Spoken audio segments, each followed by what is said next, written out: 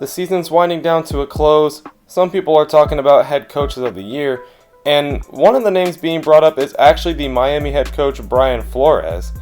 So is this actually justified, and should Brian Flores actually win Coach of the Year? Even as a Dolphin fan, I have to admit no. Because at the end of the day, this is still a 3-9 football team. They're already eliminated from playoffs. I don't think you should be Coach of the Year if you don't even have a playoff team. But I do think you need to be giving him a lot of credit for what he's doing with this roster.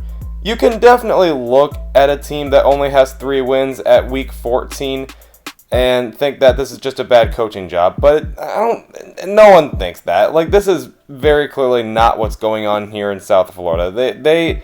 Everyone knew they were breaking down this roster. They were trying to rebuild. They just wanted to kind of start over. They wanted to move on from Adam Gase and Ryan Tannehill and just do something new. So they bring in a guy named Brian Flores, and everyone knew there was just no way he was going to compete. Everyone knew that the plan all along was that the Dolphins were tanking. They were going to start losing games in order to be good in the future. So there's no way Brian Flores could have actually had a good team no matter how hard he tried. And there were a lot of cases at the beginning of the season that people were saying the Dolphins were doing these plays on purpose in order to lose. Some of them, honestly, I don't even blame them for it. I think, some of the plays they tried, like the 2-point conversion against the Redskins that failed, that was a play that was just never going to work, even if Kenyon Drake had caught it. But I think they were actually trying to win. But I do agree with the theory that they only really tried in the first half because they still wanted to stick with the plan.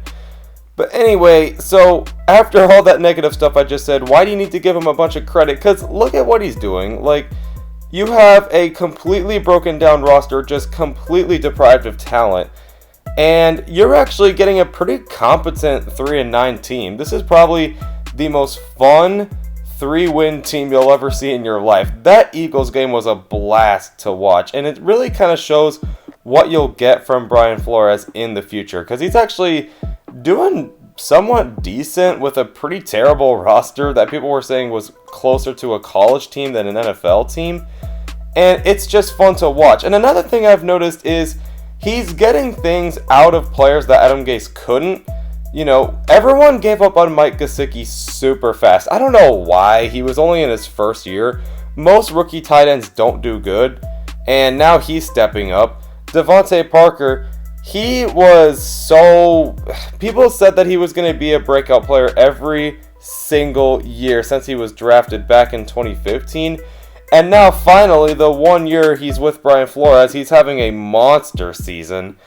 And you're just seeing a bunch of other guys coming, like Vince Beagle, and even Taco Charlton, who wasn't good with the Cowboys. Kind of tells you something about Jason Garrett. I never was high on Jason Garrett, but anyway.